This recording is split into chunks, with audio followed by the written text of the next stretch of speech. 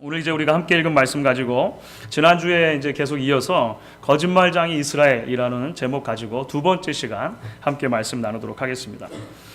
거짓말은 눈덩이와 같다. 때문에 거짓말은 굴릴수록 점점 커져만 간다. 이게 종교개혁자 마틴 루터의 말입니다.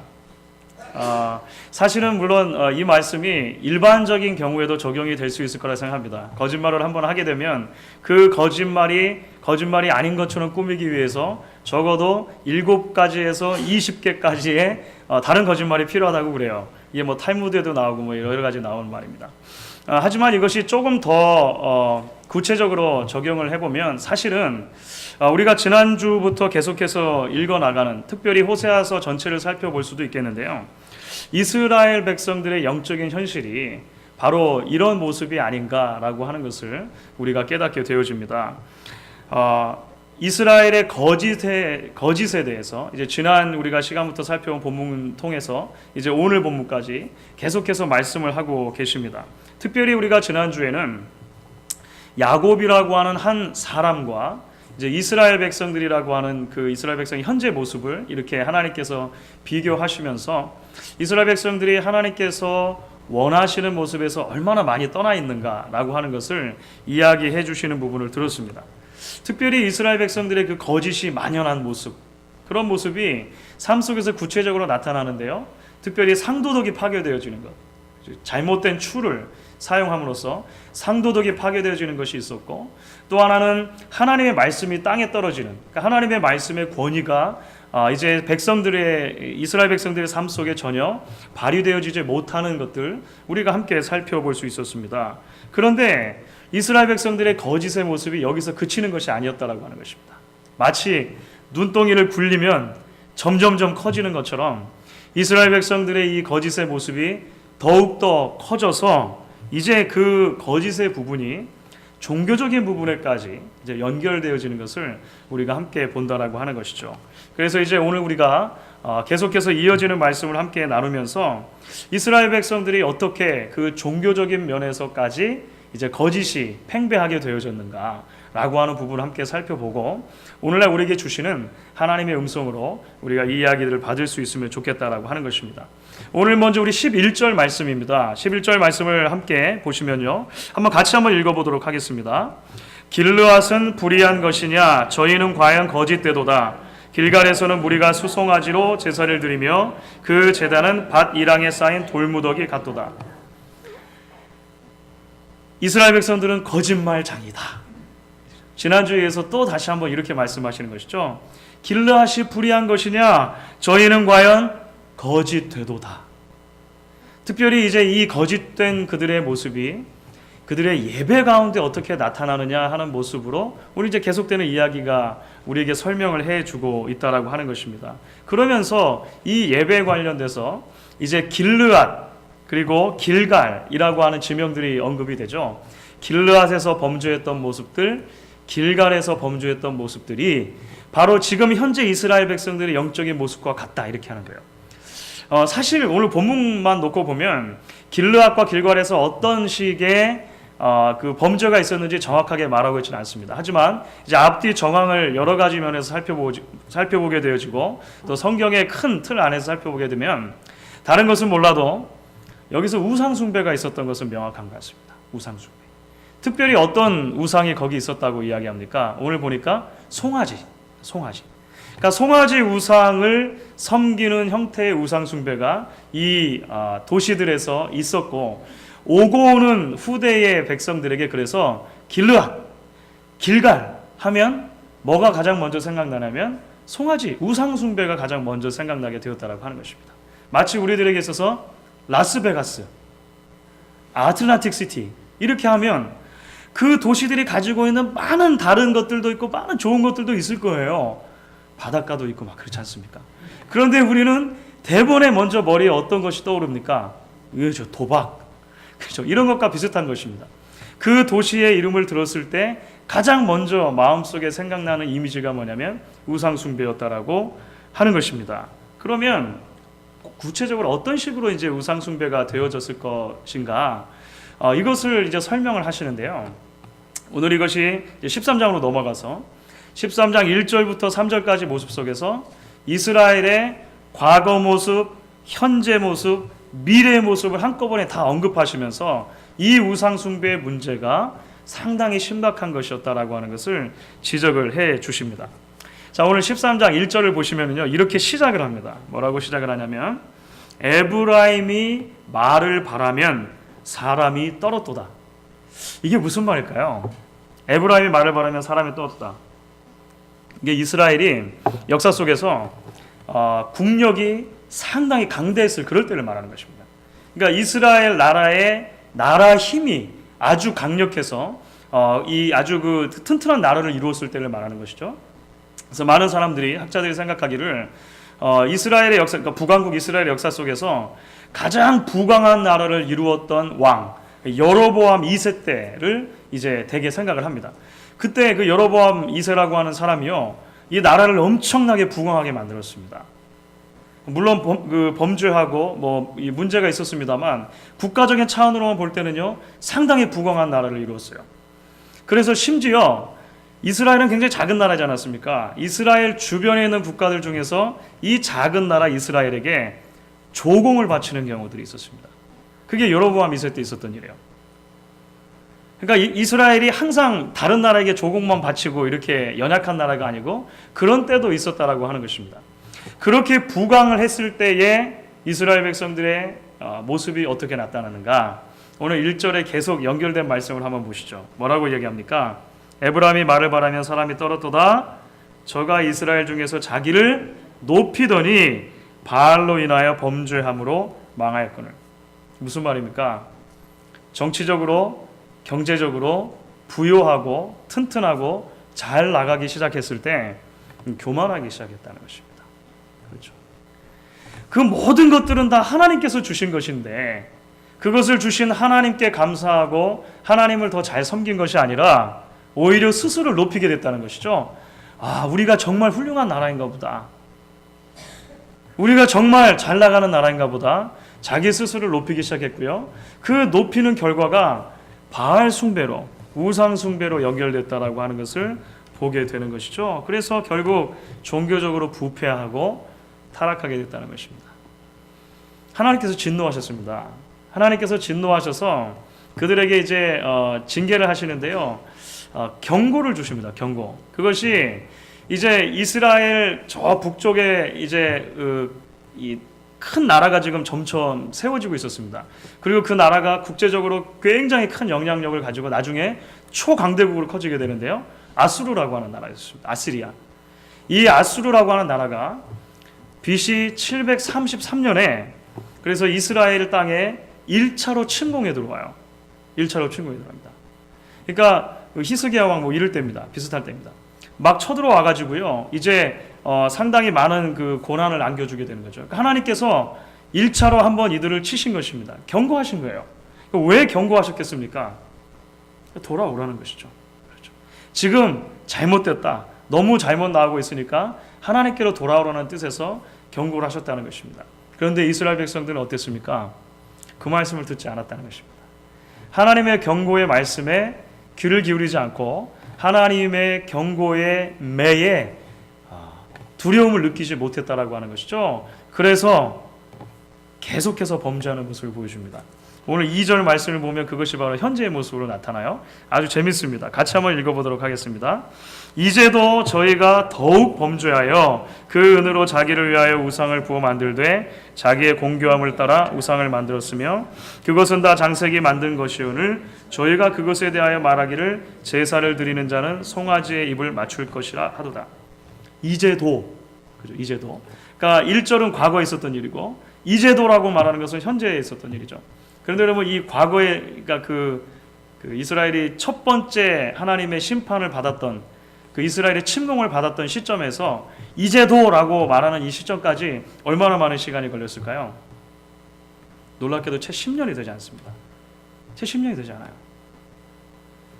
10년도 되지 않은 순간에 이스라엘 백성들이 그 고난과 그 아수르의 침공을 다 잊어버린 것입니다. 그래서 지금 이제도라고 말하는 이 시점이 호세아 선지자의 그 당시를 말하는 것이거든요. 어떤 일이 일어났는가? 이스라엘 백성들이 더 많이 우상 숭배하게 됐다는 것입니다. 그렇죠. 더 많은 돈을 들여서 이제 은, 금 가지고 우상을 만들고 서로 격려하면서 서로 부추기면서 이르기를 뭐라고 말합니까? 여러분도 송아지를 섬기시죠. 그거잖아요. 그죠? 오늘 2절 말씀에 보면 그것입니다. 그것에 대하여 말하기를 제사를 드리는 자는 송아지의 입을 맞출 것이라 하도다. 전도하는 거예요. 전도. 송아지 한번 해보시겠습니까? 이거 있잖아요. 자꾸 전도하는 거예요. 옆에 있는 사람들에게 자꾸 전도해서 이것이 엄청나게 커지게 되었다라고 하는 것입니다. 1차 침공인 BC, 그러니까 주전 733년에 아수르 침공이 있고 나서 얼마 지나지 않은 일이었다라고 하는 것이죠. 결국 하나님의 결정은 무엇입니까?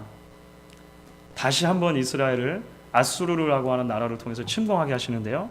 이번에는 이 이스라엘이 완전하게 멸망하도록 만드십니다. 그게 불과 BC 722년의 일입니다. 10년 사이죠. 10년 뒤에 2차 침공을 통해서 아수르라고 하는 나라에 이스라엘 백성들이 완전히 멸망하고 나라가 없어져 버리는 결과가 있게 되었다라고 하는 것이죠. 그것이 바로 3절에 하나님께서 말씀해 주시는 그런 경고의 말씀입니다. 이런 일들이 일어날 것이라고 하는 거예요. 이러므로 저희는 아침 구름 같으며 쉽게 사라지는 이슬 같으며 타작마당에서 광풍에 날려오는 쭉정이 같으며 굴뚝에서 나가는 연기 같다. 이제 더 이상 그들이 존재하지 않고 망해버릴 것이다. 이렇게 이야기를 하셨다라고 하는 것입니다. 사실 오늘 이러한 이스라엘 백성들의 역사를 잠깐 이렇게 짚어보면서 그들의 범죄한 모습을 이야기를 듣다 보면 우리 마음속에 참 이것이 잘 쉽게 이해되지 않는 부분으로 다가올 때가 있는 것 같습니다. 그리고 질문들이 생기는 것이죠. 아니 도대체 왜 이스라엘은 어리석게도 한 번 심판으로 하나님께 돌아오지를 않았느냐라고 하는 것입니다. 그렇죠. 한 번 매를 되게 맞았으면 돌아왔으면 좋은데, 그렇죠. 회개하고 하나님께 돌아오면 좋은데 어떻게 이렇게 고집스러울 수 있느냐라고 하는 것입니다. 우리 눈에 보기에 한없이 어리석어 보이는 이 반복되는 범죄를 통해서 결국 왜 이스라엘 백성들은 하나님의 심판을 자초하게 되었을까? 우리 마음속에 그런 질문이 든다라고 하는 것입니다. 사랑하는 여러분, 그 이유가 무엇일까요? 사실 오늘 말씀 속에서 이제 그 이유들을 설명을 해주고 계십니다. 설명을 하는데요. 아주 재미있는 두 가지의 사건을 비교하면서 그것을 설명해 주십니다. 그것이 12장에 이제 거꾸로 거슬러 가서 올라가요. 등장을 합니다. 12장 12절과 13절을 보시게 되면요. 이스라엘의 역사 속에서, 이스라엘 민족의 역사 속에서 일어났던 두 사건을 끄집어내서 서로 비교하면서 이스라엘 백성들의 문제가 정말로 뭐였는가라고 하는 것을 우리에게 이야기를 하고 계십니다. 자, 그러면 우리가 한번 12장 12절과 13절인데요. 같이 한번 읽어보도록 하겠습니다. 옛적에 야곱이 아람들로 도망하였으며 이스라엘이 아내 얻기 위하여 사람을 섬기며 아내 얻기 위하여 양을 쳤고 여호와께서는 선지자로 이스라엘을 애굽에서 인도하여 내시며 선지자로 저를 보호하셨거늘. 여러분 혹시 어떤 두 사건이 비교되고 있는지 좀 이렇게 캐치하실 수 있으시겠습니까? 12절과 13절에 하나씩 등장해요.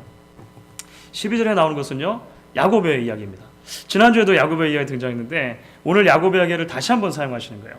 특별히 야곱이 형 에서의 그 칼날을 피해서 바단 아람으로 아람들로 도망갔던 사건, 그래서 그곳에서 20년 동안 종살이했던 사건을 하나를 이야기를 하는 것입니다. 동시에 13절에서 이야기하는 것은 어떤 이야기라고 그러면 생각이 되십니까? 13절이 조금 이야기가 어려우실 텐데요. 여호와께서 선지자로 이스라엘 애굽에서 인도내시고 선지자를 보내서 보호하셨다. 여기서 말하는 선지자는 모세입니다. 모세. 그렇죠? 그러니까 이것은 뭘 말하는 거냐면 이스라엘 백성들이 애굽 땅에서 400년 동안 종살이했던 그 사건을 이야기를 하는 것입니다. 자, 다시입니다. 하나는 야곱이라고 하는 한 사람이 바단 아람이라는 곳에서 삼촌 집에서 20년 동안 종살이했던 사건. 그렇죠? 이 사건이 하나입니다. 또 다른 사건 하나는 뭐냐면 이스라엘 민족 전체가 애굽에서 400년 동안 종살이했던 사건. 이 두 사건을 함께 비교하고 있다라고 하는 거예요. 그럼 왜 이 두 사건을 비교하게 되었을까요? 겉으로만 보면 공통점이 있습니다. 어떤 공통점이죠? 종살이했던 사건, 기억이라고 하는 것입니다. 그것이 한 개인이든 국가건 간에 노예, 종처럼 살았던 하나의 그 기억을 끄집어내고 있다라고 하는 것이죠. 그런 공통점이 있다라고 하는 거예요. 그런데 이 두 사건을 자세히 들여다보면 큰 차이점을 발견할 수 있다라고 하는 것입니다. 그리고 그 차이점 속에서 지금 현재 이스라엘 백성들의 범죄한 모습, 우상 숭배하는 이유를 발견해낼 수 있다라고 하는 것이 오늘 예수님 하나님께서 이 두 이야기를 우리에게 굳이 비교해주고 계시는 그런 이유라고 하는 것이죠. 그렇다면 야곱의 생애에서 우리가 발견하게 되는 것이 무엇입니까? 특별히 야곱의 20년 노예 생활, 종생활. 사실은 지난주에도 우리가 잠깐 말씀을 드렸습니다만 사실 야곱의 생애는 철저하게 자신의 계획과 자신의 방법에 따라서 살아간 인생의 전형적인 모습을 보여주는 것입니다. 하나님의 축복을 받았음에도 불구하고 하나님의 시간과 하나님의 일하심을 기다릴 수 없었던 조급함이 야곱 안에 있었다라고 하는 것이에요. 적어도 야복 강가에서 하나님의 사람과 하나님 자신과 싸워서 씨름하고 그 하나님 앞에 굴복되어지는 사건이 있기 전까지 야곱은 철저하게 어떤 면에서 보면 자기 중심적인 자기 힘대로 자기를 의지하며 살아가는 그런 삶을 살았다라고 하는 것이죠. 그의 인생에 하나님께서 끼어들 자리가 없었다고 하는 것을 우리가 발견하게 되어집니다. 그리고 이러한 야곱의 삶의 태도를 우리가 가장 극명하게 볼 수 있는 그 인생에 있어서 한 도막이 있다면 어디입니까? 그 20년이라고 하는 거예요. 그 20년. 야곱이 바단 아람의 삼촌 집에서 생존을 위해서 살아갔던 그 20년이 그런 야곱의 모습을 가장 잘 보여준다라고 하는 것입니다. 12절에 아주 재밌게 이야기를 하죠. 옛적에 야곱이 아람들로 도망하였으며 이스라엘이 야곱입니다. 아내 얻기 위하여 사람을 섬기며 아내 얻기 위하여 양을 쳤고. 무슨 말입니까? 모두 다 인간적인 동기. 그렇죠? 사람을 위해 사람 바라보고 사실 그 라헬이라고 하는 그 삼촌의 그 둘째 딸 있지 않습니까? 첫눈에 반해가지고요. 그 라헬을 위해서 20년 동안 노예같이 살았다는 거예요. 그런데 결국 지금 여기서 이야기하는 것은 무엇입니까? 사람 바라보고 아내 얻기 위하여 사람도 섬기고 그렇게 살았다는 것입니다. 그렇게 살다 보니까 그렇죠. 인간을 중심으로 살다 보니까 어떻게 살아야 합니까? 그렇죠. 거짓말하며 사는 것입니다. 거짓말하며 속이고 속고 하는 20년의 삶을 살았다고 하는 것이죠. 지난주에 잠깐 언급드린 것처럼요. 이 두 라반과 야곱의 이 속임수 대결 엄청납니다. 창세기에 아주 재밌는 대목 중에 하나라고 저는 생각하는데요. 두 사람이 얼마나 잔머리가 발달을 했는가 하면요. 정말 이 서로를 속이려고 그 수많은 일들이 그 사이에 오가게 된다라고 하는 것입니다. 왜 그렇게 살았습니까? 사람 바라보고 사람 위에서 살고 결국은 그것이 뒤집어 놓고 생각하면 나 자신을 위해서 살았던 삶의 모습이라고 하는 것입니다. 그런데 이와 비교되고 있는 이스라엘 백성들의 애굽에서의 종살이 모습은 어떻습니까? 애굽에서의 종살이 그리고 출애굽의 모습. 사실은 철저하게 하나님의 계획과 하나님의 인도하심에 의해서 살아가는 삶의 모습을 우리는 400년 동안의 노예 생활과 출애굽에서 우리가 볼 수 있다라고 하는 것입니다. 물론 우리가 언뜻 생각을 하게 되어지면요, 이스라엘 백성들이 애굽에서 400년 동안이나 종살이를 한 것은 별로 아름답지 못한 역사인 것처럼 보이실 수 있을 것 같습니다. 그렇죠. 야곱에게 있어서는 20년이었는데 이스라엘 민족은요 400년 동안 남의 나라에서 종살이 하는 것입니다. 그런데 여러분 아십니까? 사실 이스라엘 백성들이 400년 동안 애굽에서 종살이 하게 된 것은 이미 오래전부터 하나님께서 계획하고 계셨다 것이라고 하는 것입니다. 창세기 15장을 보시면은요, 하나님께서 이스라엘의 조상이 되시는 아브라함에게 나타나셔서 아브라함에게 미리 말씀해 주신 사건이 있는 것이죠. 너의 후손이 때가 되면 애굽 땅에서 400년 동안 종살이를 하게 될 것이다. 이야기를 해주세요. 사실 그 이유는 굉장히 놀라운 것입니다. 이전에도 제가 몇 차례 언급을 드렸습니다만 이스라엘 민족을 통해서 하나님의 백성들의 큰 나라를 이루려고 하셨을 때 애굽에서 종살이하는 방법을 빼고는 그런 방법이 이루어질 수가 없었던 거예요. 뻥튀기 된 거죠. 뻥튀기. 이스라엘 백성들이 하나님의 놀라운 그 섭리와 계획 가운데 그 사건이 있었다라고 하는 것입니다. 때가 돼서 하나님께서는 한 선지자를 들어 세우셨습니다. 모세죠. 그리고 그 모세를 통해서 이제 출애굽하게 해 주신다라고 하는 것입니다. 그렇기 때문에 이스라엘 백성들이 애굽에서 살았던 모든 과정, 물론 애굽으로 내려간 과정을 포함합니다.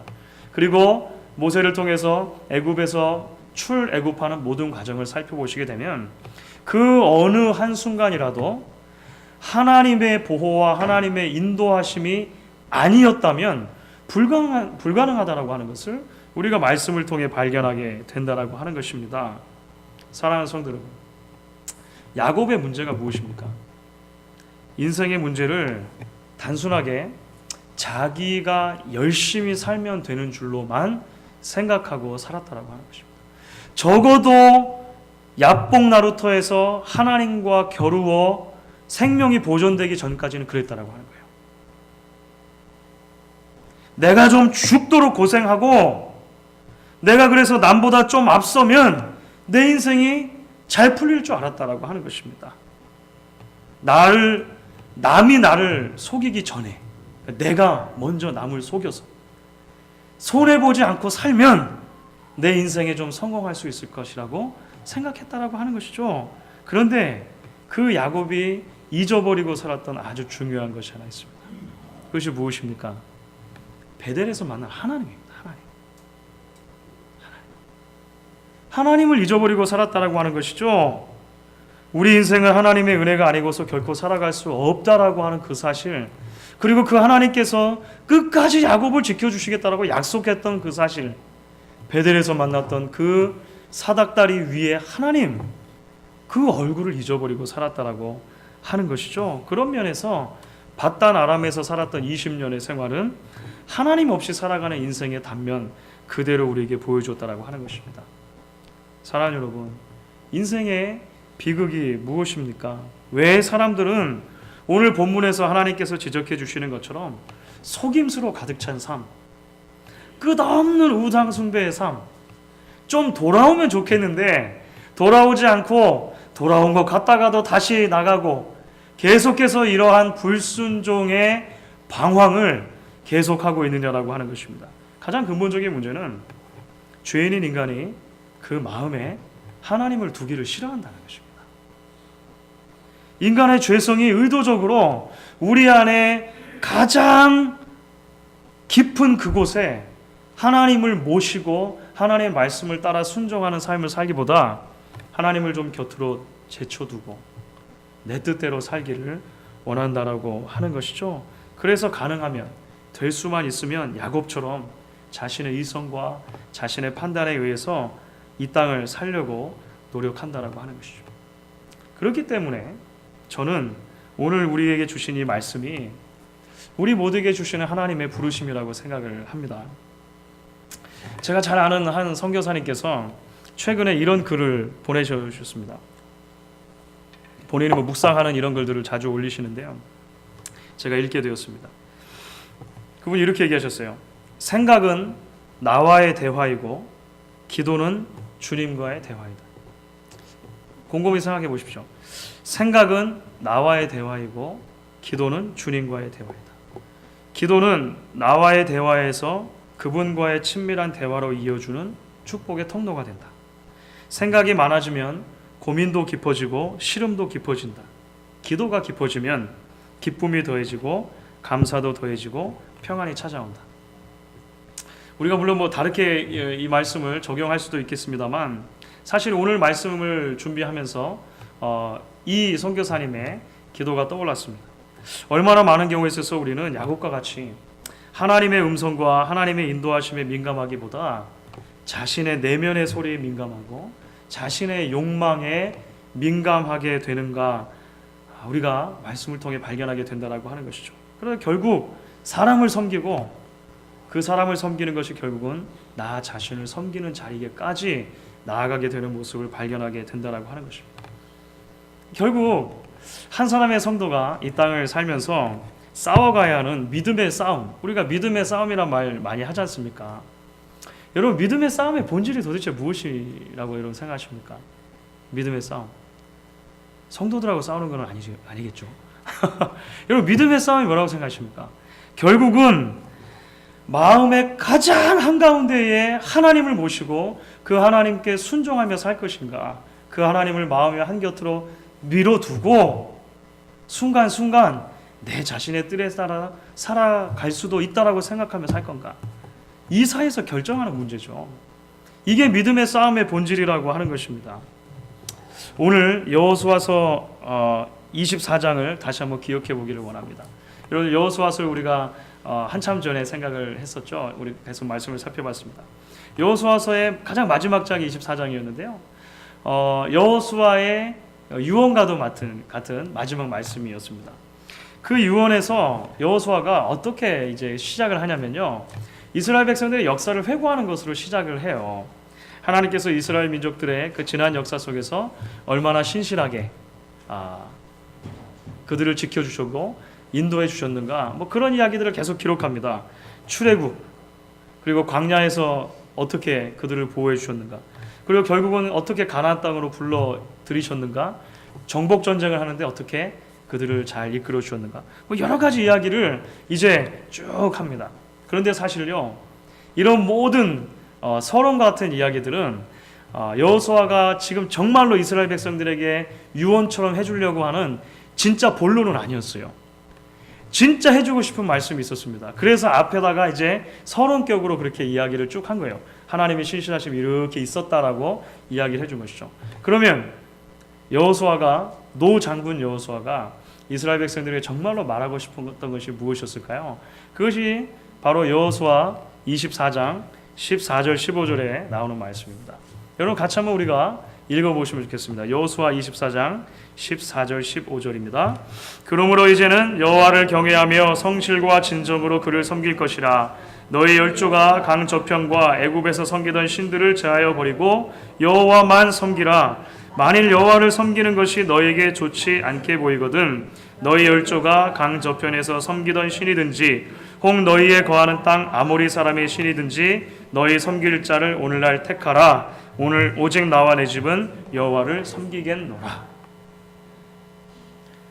하나님께서 그동안의 역사 속에서 동행해 주셨다는 사실을 분명히 보았습니까? 여러분들도 그 하나님과 동행하는 삶을 사시기로 결단하시기 바랍니다 라고 이야기하는 것이 여호수아가 정말로 이야기하고 싶었던 본질이었다고 하는 것입니다. 여러분, 독일의 철의 제상이라고 불렸던 비스마르크라고 하는 제상이 있습니다. 독일을 굳건하게 잘 이제 세운 그런 제상입니다. 그 비스마르크가 이런 이야기를 남긴 적이 있어요. 우리가 과거의 역사로부터 배우지 못한다면 그 역사는 되풀이될 것이다. 이거 굉장히 유명한 말로 남아 있습니다. 그래서 전범 국가들 중에서 독일은 상당히 모범적으로 그 전범의 문제를 처리했던 국가로 지금도 우리에게 기억이 되죠. 일본하고 좀 달라요. 하여간 그렇습니다. 과거의 역사로부터 배우지 못하면 그 역사는 되풀이될 것이다. 야곱의 이야기가 호세아 시대 이스라엘 백성들에게 과거의 한 역사의 중요한 도막으로 그렇게 이야기됐던 것처럼 사실 이스라엘 백성들 전체의 역사는요, 오늘을 살아가는 우리들에게 좋은 거울이 된다라고 하는 것입니다.